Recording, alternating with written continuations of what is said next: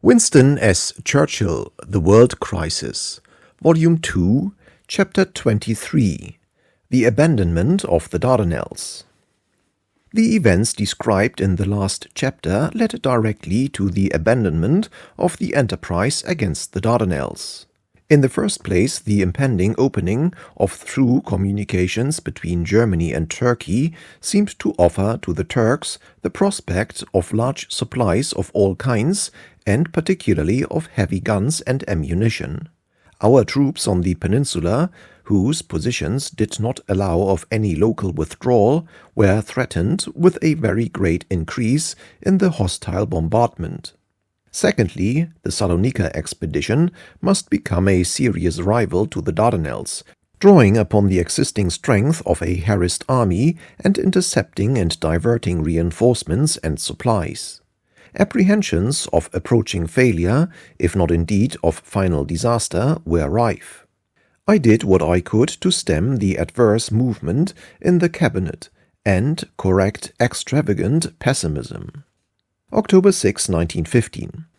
It is precipitately assumed that the establishment by the Germans of through communication with Constantinople and the consequent passage of ammunition, guns, etc., will render the position of our army in Gallipoli immediately untenable, and there is a tendency to jump to extreme conclusions without a detailed examination of all the intervening stages. The first question is a great Austro-German army going to strike south? When will this movement begin in force? When will the passage of the Danube take place? How long will it take after the Danube has been passed for the enemy to establish rail or water communication with Vidin or Sofia? What will be the weather conditions during these operations? When rail or river communication has been established, what proportion of the rolling stock of the railways concerned, particularly in the early stages of the operation, will be available after the needs of the supply of the Austro-German armies operating have been met, that is, how many trains of Turkish ammunition a day can be passed through to Sofia and from Sofia on to Constantinople? What damage can be done to the railroad during the operations, and how long will that damage take to repair? What further enterprises can be directed against the railroad by aerial attack on bridges and trains? In this connection it should be noted that seaplanes operating in the Sea of Marmara and replenished by submarines have many important bridges and culverts on the approaches to Constantinople within easy radius of action. The number of anti-aircraft guns possessed in the initial stages by the Turks on these railway lines will not be large. Even a culvert blown up or a train derailed by bombing may be productive of 2 or 3 days' delay. When Constantinople is reached, the ammunition has still to be transported to the Gallipoli Peninsula. No great quantity of it can be carried along the Bulair road. Almost the whole, particularly the heavy shells, must go by water across the Marmara. Hitherto we have never had more than 2 submarines acting in the Marmara at one time, but the First Lord has informed us that 9 large ones are available. It is a question whether these numbers should not be increased in view of the great importance of their work. Submarines can operate for 30 days at a stretch in the Marmara, and therefore, if it were of great consequence to interrupt the supplies for a certain period, the whole force might be employed at once, probably resulting in the destruction by gunfire and torpedo of the bulk of the small craft engaged in the transmission of supplies. 7 or 8 submarines operating at once ought to be able to establish an absolute blockade over the water exits from Constantinople. It is impossible to believe that, with the resources at their disposal, the Admiralty will fail to make the transportation of ammunition by water, if not impossible, at any rate precarious in the last degree, and accompanied throughout with an enormous proportion of loss. This applies with even more force to heavy guns than to ammunition, and particularly to the heavy classes of ammunition. At present, the Turks have no large number of heavy guns in the peninsula. In particular, they have no large quantity of heavy howitzers, 6-inch, 8-inch, 9-inch, etc., similar to those employed in France in great masses. The transportation of these classes of guns should be vigorously opposed. Aerial reconnaissance should detect their landing places and the points on which they are to be mounted. A lengthy period may certainly be expected to lapse before any large addition to the enemy's heavy guns on the peninsula can be made. With regard to the existing guns, it is argued that they will receive a more abundant supply, but it should be remembered that the fire of the monitors has completely quelled the Asiatic batteries, which were at one time so grave an annoyance, and there is no reason why, with the floating artillery at our disposal, combined with good aerial work by observation and bombing, the guns should not be marked down and their service rendered perilous in the extreme, if indeed they are not in many cases destroyed. At every stage in this business we have great power of opposition to the enemy's intentions, and if our resources are used with energy and resolution, there is no reason why the danger should not be kept within reasonable dimensions. But even if we are to expect that after some period in the latter part of November the artillery fire directed against our positions will increase in severity, that is no reason why our troops should not be able to maintain themselves. They now hold extensive lines more than 15 miles in length, and the number of troops in any one area is not excessive. The broken character of the ground at Helles, and still more at Anzac, affords innumerable opportunities of securing effective defilade. The steep cliffs by the seashore afford the means of making completely secure underground barracks. Had the Germans held the positions we have been holding for all these months, a system of subterranean habitations, lighted by electric light, lined with concrete, and properly warmed and drained, would have been in existence. Even now there is time to make immense improvements, both in our trenches and in our resting accommodation.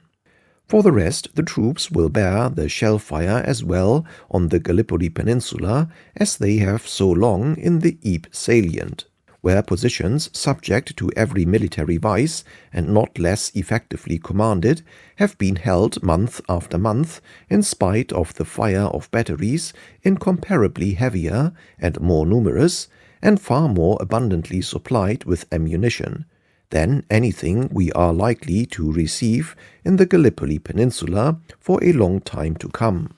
The question of the beaches and the landing of supplies requires special consideration, as a great increase in the field gun fire would add to the many difficulties which exist at present. The use of properly devised smoke screens by day and the full employment of the dark hours should greatly mitigate this menace. We have already more than 30 days' supplies for all the forces. The water difficulty is passing away with the summer, and if measures are taken with sufficient energy in the next month or 6 weeks, much larger reserves should be accumulated under perfect underground cover in the cliffs side and the gullies. Whether it is desirable to leave an army of these dimensions indefinitely to waste by fire and sickness on the Gallipoli Peninsula without hope of an offensive or any plan to relieve it is another question. But if it is decided to take that course, there is no reason at the present time to doubt our ability to maintain ourselves in spite of losses for an almost indefinite period. When dangers are a long way off and it is desired to emphasize the need for immediate action, one is often led to speak of those dangers in exaggerated and too sweeping terms. For instance, the approach of the submarine was regarded by me with the utmost dread, and I had even gone so far as to write that their arrival would be fatal. In fact, however, when the danger came, it was successfully grappled with by the Admiralty and reduced to its proper dimensions. The landing and supply of far larger armies on the Gallipoli Peninsula has been successfully accomplished since the arrival of the German submarines than we had ever attempted before. Our own resources grow with the resources of the enemy, and as the warfare in this theater gets more thoroughly understood. We must not be in a hurry to yield to the prospect of dangers and difficulties which, when stoutly confronted, will not be found to contain any decisive element. Winston as Churchill. On the same day, October 6, I circulated to the whole cabinet my memorandum of July predicting the Austro-German advance against Serbia. I added, on August 12, Sir Ian Hamilton reported the failure of his attempt and asked for large reinforcements, and for drafts to raise his units to full strength. It is now October 6. Nearly 3 months have passed since the plan of sending Allied troops to the Vardar was favorably entertained by the cabinet. But the four powers were still corresponding on the point when the Bulgarian mobilization occurred. Every suggestion made by any one of them has been pulled to pieces by the others, and the obvious remedy of this state of things, that is, that we should send a person of the highest consequence as an envoy to the Balkans, so often urged, was never adopted. In July we were assured that the Germans were about to begin a great offensive in the west, and were actually concentrating large armies for that purpose in the neighborhood of Cologne. So far from this being true, it is we who have taken the offensive. The wise decisions of the Calais Conference were thrown to the winds by the generals. Our action in the Balkans and at Gallipoli has been paralyzed at the very moment when it was most urgent and would have been most fruitful. It will soon be possible to measure what we have gained instead in France and what those gains have cost in life and limb. When the new government was formed, the belief was widely held that some form of national service would be introduced. More than 4.5 months have passed and the cabinet has never yet ventured to discuss the subject. During the last 2 months, our losses have greatly exceeded our recruiting, and the total of the British armies, instead of growing, has already begun rapidly to dwindle. My object in now circulating this paper is not to make reproaches nor to boast superior foresight, but to implore my colleagues to rouse themselves to effective and energetic action before it is too late. Winston as Churchill. On October 15, I dealt with the question of evacuation.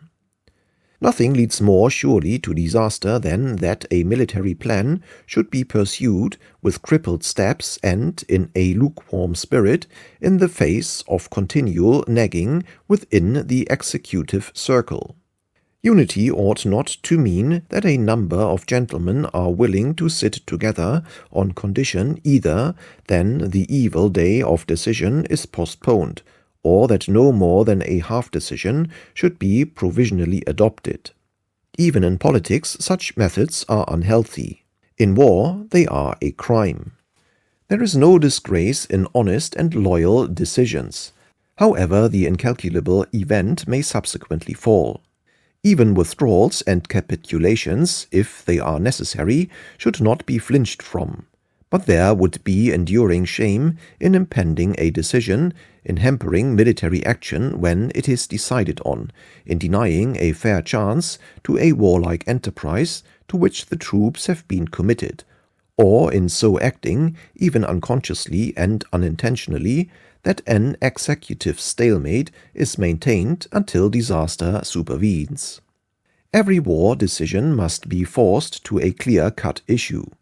and no thought of personal friendship or political unity can find any place in such a process. The soldiers who are ordered to their deaths have a right to a plan, as well as a cause.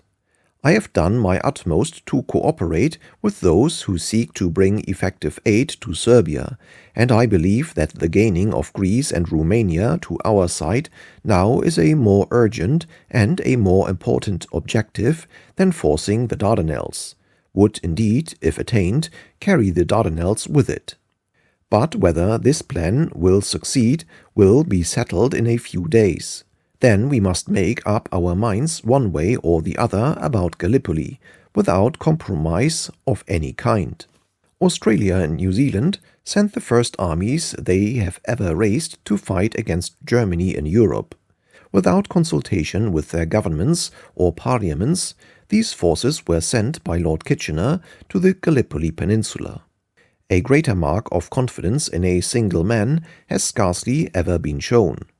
By feats of arms and military conduct of the highest order, they have seized and held, at a cost of 30,000 men and cruel hardships, a position close to the vitals of their enemy, from which, if properly sustained, it is probable that no force that can be brought to bear can move them. Anzac is the greatest word in the history of Australasia. It is forever to carry to future generations of Australians and New Zealanders memories of forlorn heroism and of sacrifices made in vain. Russia has lost upwards of 4.5 million men in this war, and has choked nearly 1 million Germans in her own blood. At the beginning of the war, she sacrificed her armies in premature efforts to relieve the French and ourselves. Our operations in the West have totally failed to take any pressure off her during the last 5 months, when she has been exposed to the main offensive of the enemy. In spite of all her difficulties and deficiencies, and losses absolutely beyond comparison, she continues to make head, most stubbornly and loyally, against the common enemy, and in her continuing to do so lies the hope of a successful issue from the war. The one great prize and reward which Russia can gain is Constantinople. The surest means of re-equipping her, the one way of encouraging her efforts, is the opening of the Dardanelles and the Bosphorus. With the evacuation of the Gallipoli Peninsula, that hope dies. I do not dwell at length upon the military consequences. Turkey can be re-equipped by Germany, and the East will be thrown open to her. The Balkan Peninsula will be gone. Romania will be permanently cut off from all Allied munitions. Greece will be threatened by Turkish as well as Bulgarian armies. Our interests in Egypt, our forces advancing to Baghdad, the Russians in the Caucasus, will soon feel the weight of the Turkish divisions now nailed precariously to the Gallipoli Peninsula. A large number of soldiers will be required over longer periods of time to arrest the Turco-German efforts in wider and more remote theaters. Once the passage between Europe and Asia has been lost, then might now suffice to decide the whole matter in our favor. History will no doubt also dwell on the extraordinary valor and tenacity of the Turkish resistance. When the secrets of all the general staffs are revealed, we shall know how profound were the anxieties with which a renewal of the naval attack of the 18th of March was regarded by the Turkish and German commanders. We shall realize the superb efforts by which Enver Pasha and General von Sanders sustained their army in spite of the utmost difficulty in obtaining food or ammunition. How they preserved in face of assaults which again and again were within an ace of succeeding, in spite of waves of despair which might at any moment have broken up their army, in the teeth of an enemy whose advance, though slow, had never been set back, with the sea and a capital starving into revolution at their backs, and with relief hoped for and counted on for months in vain. and the whole episode will stand as an example of the triumph of superior willpower over superior resources. And on October 20, footnote, circulated the same day, end of footnote, more imminent dangerous than the arrival of German guns and ammunition at Constantinople is the arrival of large German gas installations. Some time ago, our troops on the peninsula were provided with the earliest patterns of respirators. But for 3 or 4 months this danger has receded, and it seems very probable that the respirators have deteriorated and that the men have not been practiced in their use, as are our troops in France. Unless these apprehensions are groundless, we ought without delay to send out a complete new outfit of the latest helmets and to make sure that during the period of inactivity, while we are making up our minds, the troops are duly practiced in their use. This is a danger which can certainly be provided against if steps are taken now. I trust that the unreasonable prejudice against the use by us of gas upon the Turks will now cease. The massacres by the Turks of Armenians and the fact that practically no British prisoners have been taken on the peninsula, though there are many thousands of missing, should surely remove all false sentiment on this point, indulged in as it is only at the expense of our own men. Large installations of British gas should be sent out without delay. The winter season is frequently marked by southwesterly gales, which would afford a perfect opportunity for the employment of gas by us. None of these recommendations produced any effective results. Our policy diverged increasingly from the conceptions I had formed of the conduct of the war. Only the fear of a massacre on the beaches and of the loss of a large proportion of the army delayed for a time the evacuation of Gallipoli and the abandonment of the enterprise. As a first step, on October 11, Lord Kitchener telegraphed to Sir Ian Hamilton, "What is your estimate of the probable loss which would be entailed to our forces if the evacuation of the Gallipoli Peninsula was decided upon and carried out in the most careful manner? No decision has been arrived at yet in this question of evacuation, but I feel I ought to have your views. In your reply, you need not consider the possible future danger to the Empire which might be thus caused." Footnote. In the Gallipoli Diary, page 249. End of footnote. Sir Ian Hamilton, who had already declared evacuation to be unthinkable, replied on the 12th that it would not be wise to reckon on getting out of Gallipoli with less loss than that of half the total force, as well as guns which must be used to the last, stores, railway plant, horses. We might be very lucky and lose considerably less than I have estimated. On October 14, it was decided to recall Sir Ian Hamilton and to send out in his place General Monro, an officer who had already commanded an army in France and was deeply imbued with Western ideas. He belonged to that school whose supreme conception of great war strategy was killing Germans. Anything that killed Germans was right. Anything that did not kill Germans was useless, even if it made other people kill them, and kill more of them, or terminated their power to kill us.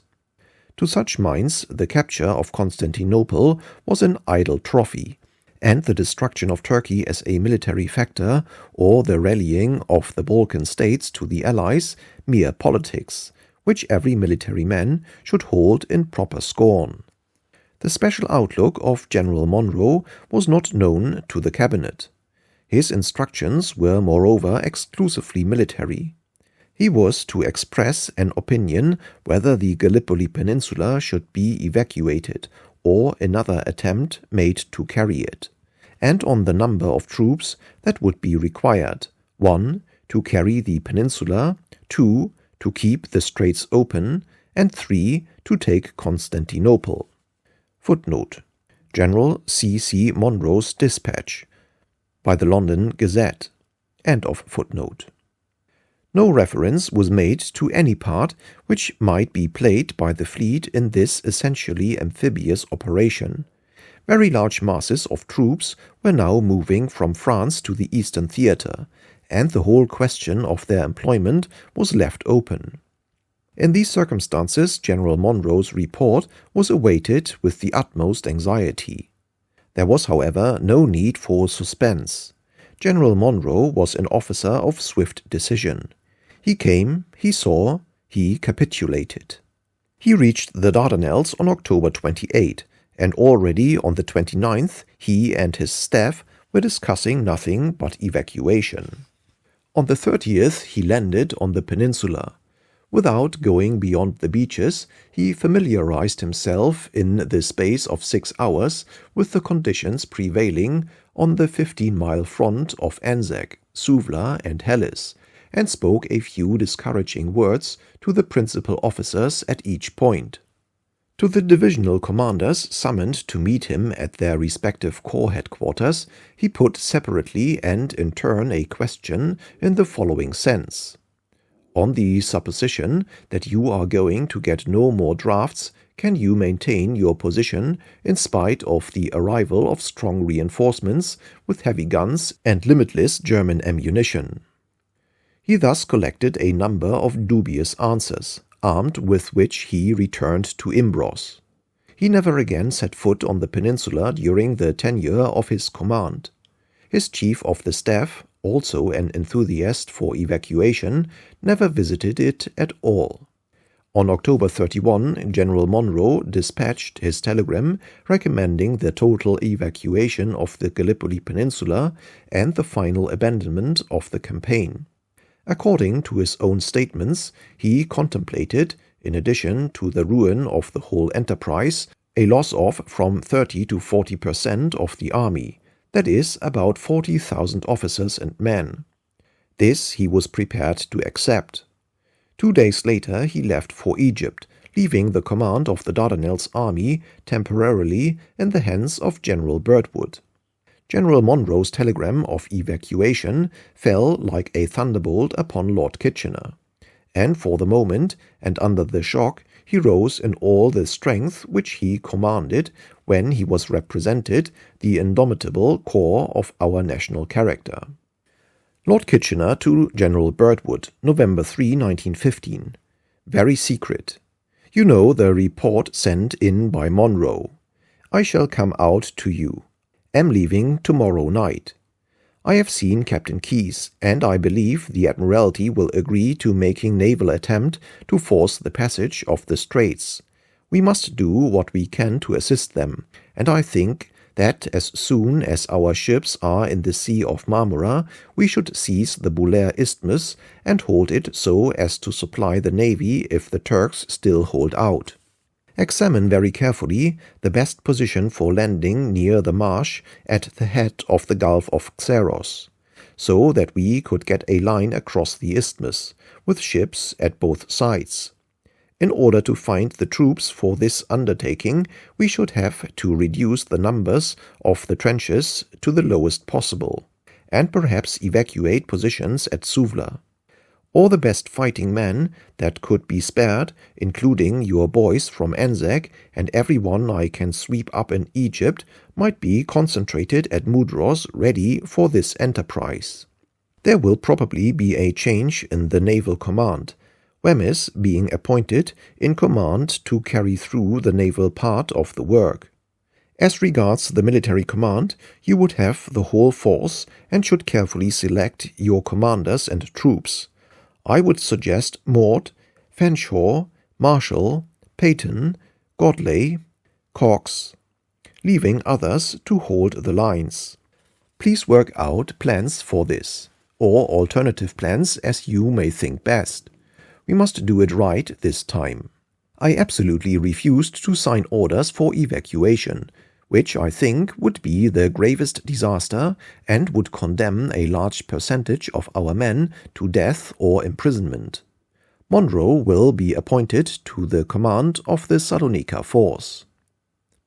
Here was the true Kitchener.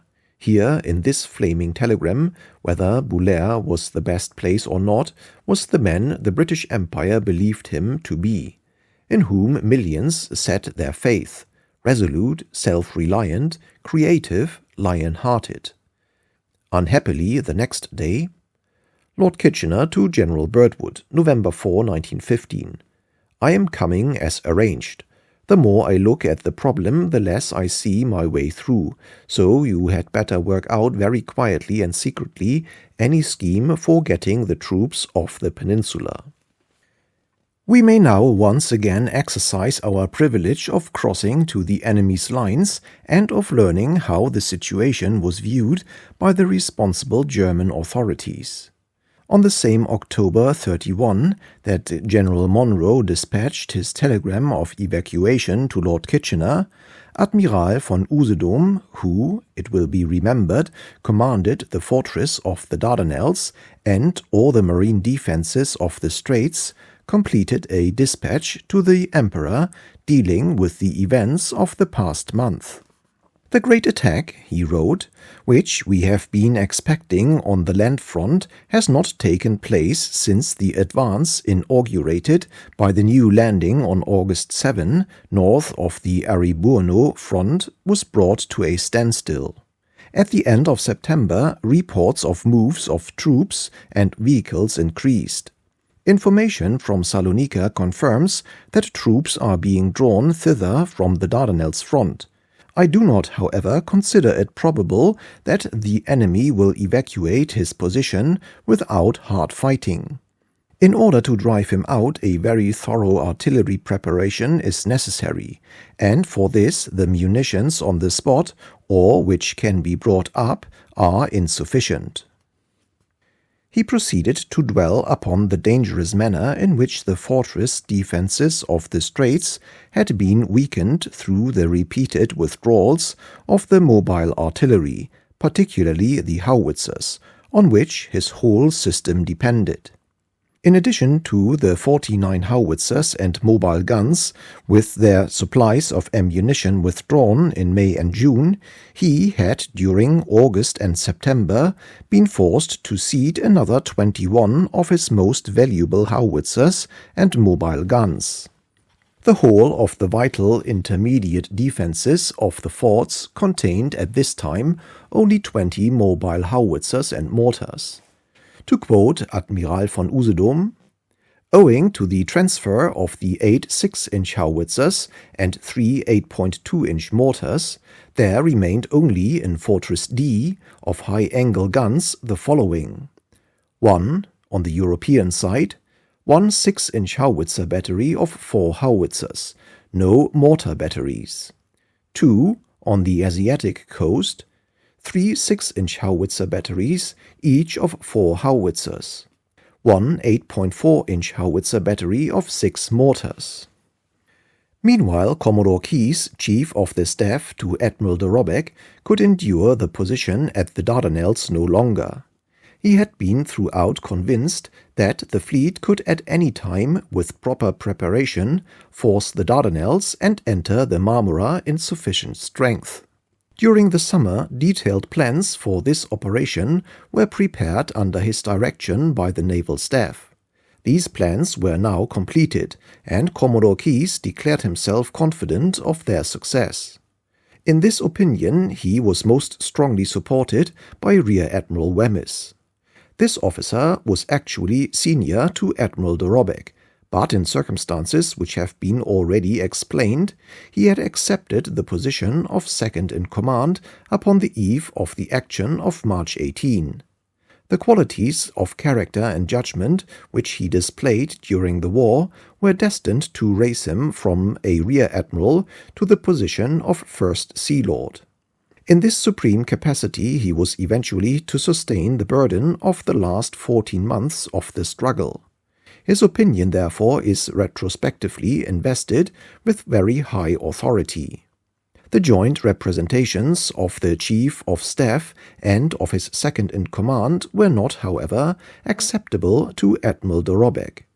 Commodore Keyes thereupon asked to be relieved of his appointment in order that he might return home and lay his plans before the Board of Admiralty. Admiral de Robeck, with a magnanimous gesture, asked him to retain his position and accorded him leave of absence, full liberty, and a fair field to state his case, making it clear, however, that he could not himself in any circumstances become responsible for a further naval attempt. Commodore Keyes therefore repaired to London forthwith, where he arrived on October 28. The Keyes plan was remarkable for its audacity.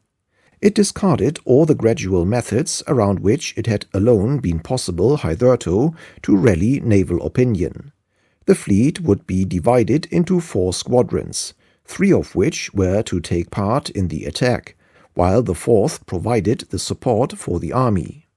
The 2nd squadron comprised about 8 old battleships and cruisers, 4 very old battleships acting as supply ships, as many of the dummy battleships as possible, and a number of merchantmen carrying coal and ammunition. All these vessels were to be fitted with mine bumpers.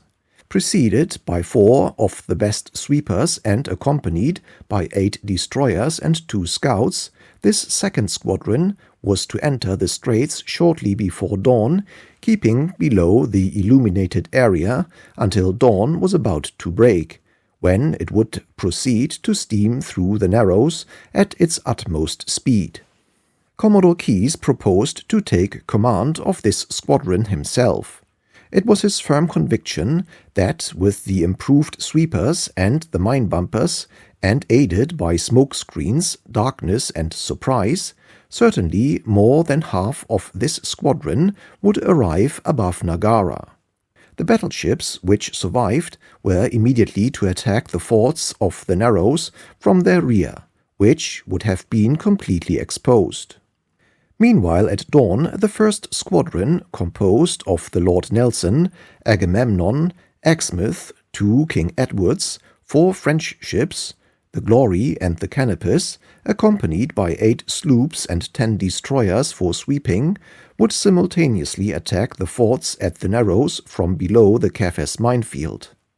The 3rd squadron, consisting of 2 monitors, the Swiftsure, and 5 cruisers or light cruisers, was to cover the army and cooperate from across the peninsula in the attack upon the forts at the Narrows.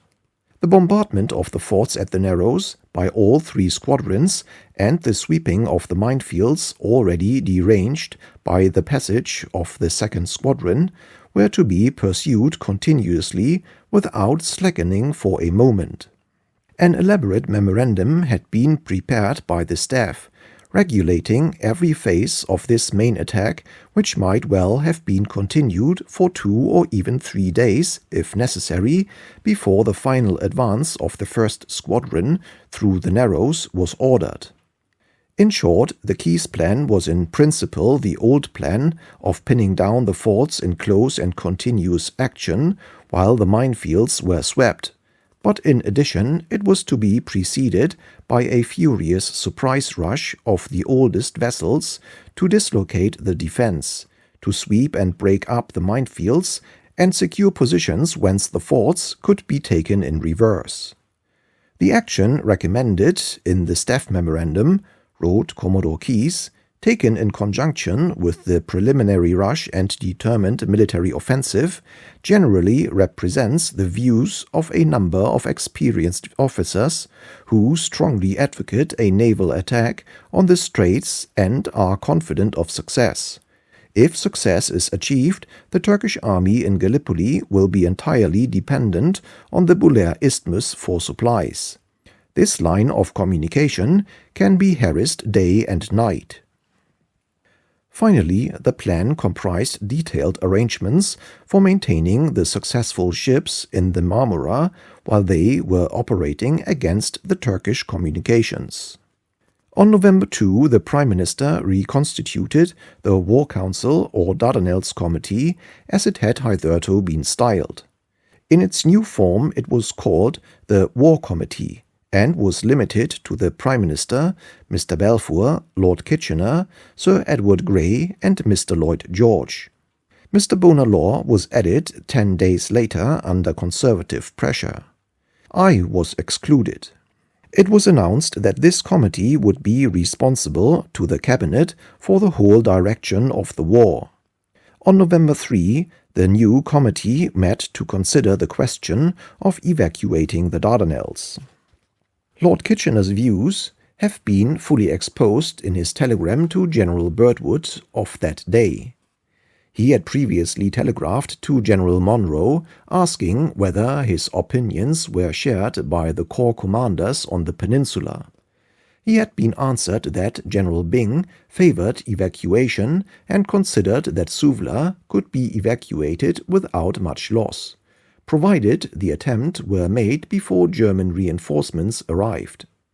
That General Davies, commanding at Helles, concurred with General Monro, but that General Birdwood at Anzac was opposed to evacuation.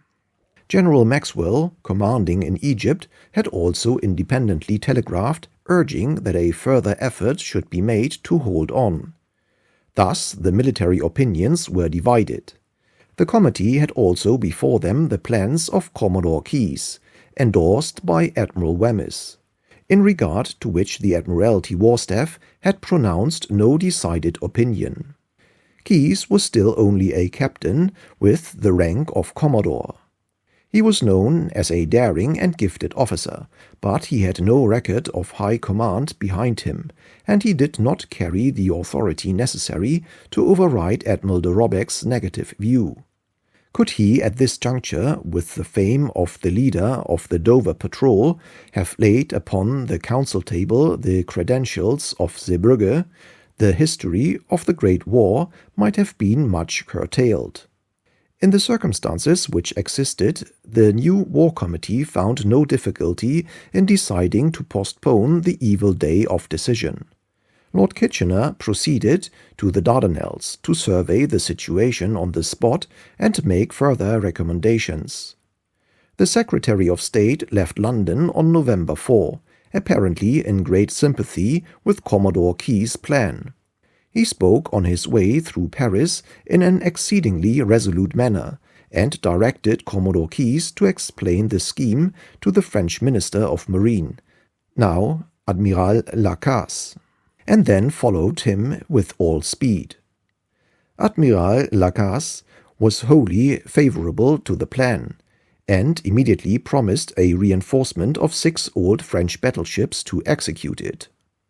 Lord Kitchener arrived at the Dardanelles on November 9. His personal inspection of the troops and the defences convinced him that the troops could hold their positions unless confronted with very heavy German reinforcements, of which there was no immediate prospect. His conferences with Admiral de Robecque led him, however, in the absence of Commodore Keyes, to discard the idea of a renewed naval attempt. Instead, he devised a plan for a new landing at Ayas in the Gulf of Alexandretta, with the double object of barring the path of a Turkish invasion of Egypt and of covering the effects of an impending withdrawal from Gallipoli.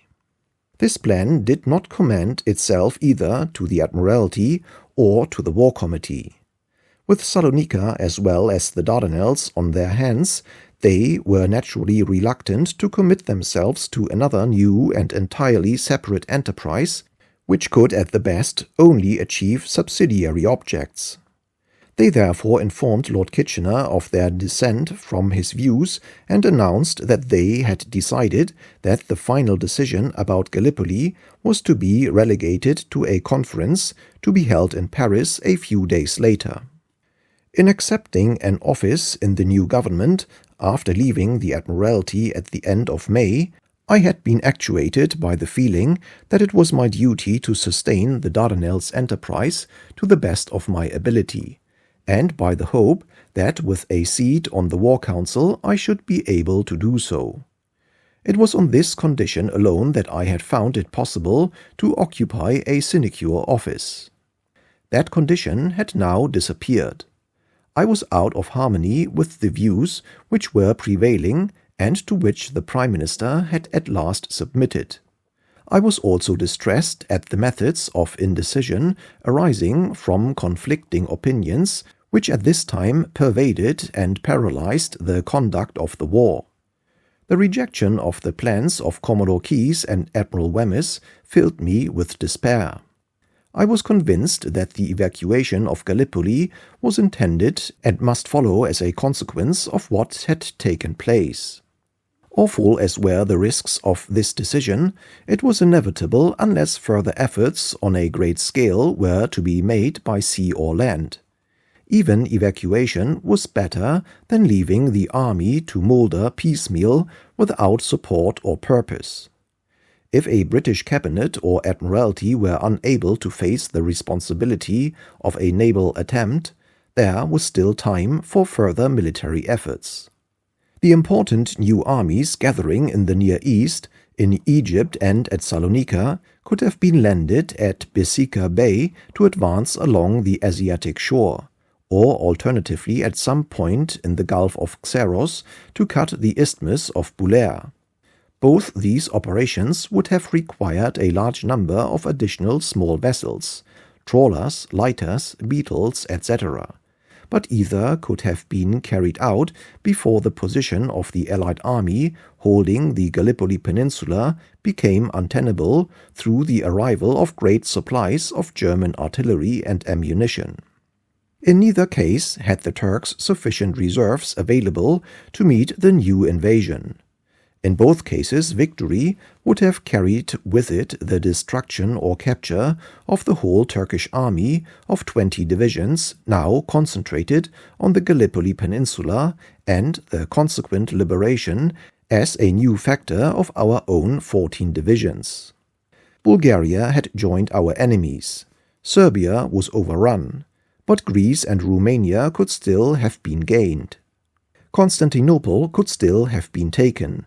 Communications could still have been reopened with Russia, and Turkey would have been driven out of Europe, if not indeed altogether out of the war. But it would have been useless to advocate such a policy in the teeth of the opinions which were now prevailing, even had I been accorded a seat on the War Committee. It was better that other schemes of strategic and political thought, now dominant, should have their chance and be applied in their integrity by those who believed in them. I knew too much and felt too keenly to be able to accept cabinet responsibility for what I believed to be a wholly erroneous conception of war. I therefore, in the middle of November, sought permission to retire from the government. It was impossible at that time to discuss in Parliament any of the grave and tormenting controversies which these pages expose. I had nothing but the friendliest personal feelings towards my colleagues and the Prime Minister, and I would not speak a word which might add to their difficulties or those of the state. I was content to base myself upon a desire to relinquish a well-paid sinecure office which I could not bear longer to hold at this set juncture in our affairs. I have tried to show what I believe to be the interplay of forces and sequence of events in this tragedy. Masses of documents can be produced which illustrate and elaborate all the phases of the story. And there are many minor episodes which it would have been only confusing to include. But from what has been written, the appalling difficulties and cruel embarrassments of those who, whatever their views, were endeavoring loyally and earnestly to discharge their great responsibilities can be readily understood. I have recorded my counsels at the time. The future was then unknown. No one possessed plenary power. The experts were frequently wrong. The politicians were frequently right. The wishes of foreign governments, themselves convulsed internally by difficulties the counterpart of our own, were constantly thrusting themselves athwart our policy. Without the title deeds of positive achievement, no one had the power to give clear, brutal orders which would command unquestioning respect. Power was widely disseminated among the many important personages who, in this period, formed the governing instrument. Knowledge was very unequally shared. Innumerable arguments of a partial character could be quoted on every side of all these complicated questions. The situation itself was in constant and violent movement. We never at any time regained the initiative. We were always compelled to adapt ourselves to events. We could never overtake or forestall them. All the time clear and simple solutions existed which would speedily have produced the precious element of victory. I may perhaps close this chapter by reprinting some words of general import which I used in explaining my resignation to the House of Commons. There is no reason to be discouraged about the progress of the war. We are passing through a bad time now, and it will probably be worse before it is better. But that it will be better, if we only endure and persevere, I have no doubt whatever. The old wars were decided by their episodes rather than by their tendencies. In this war the tendencies are far more important than the episodes. Without winning any sensational victories, we may win this war. We may win it even during a continuance of extremely disappointing and vexatious events. It is not necessary for us, in order to win the war, to push the German lines back over all the territory they have absorbed, or to pierce them. While the German lines extend far beyond her frontiers, and while her flag flies over conquered capitals and subjugated provinces, while all the appearances of military success attend her arms, Germany may be defeated more fatally in the second or third year of the war than if the Allied armies had entered Berlin in the first. It is no doubt disconcerting for us to observe that the government of a state like Bulgaria are convinced on an impartial survey of the chances that victory will rest with the Central Powers. All the small states are hypnotized by German military pomp and precision. They see the glitter, the episode, but they do not see or realize the capacity of the ancient and mighty nations against whom Germany is warring, to endure adversity, to put up with disappointments and mismanagement, to recreate and renew their strength, and to pass on with boundless obstinacy through boundless sufferings to the achievement of their cause.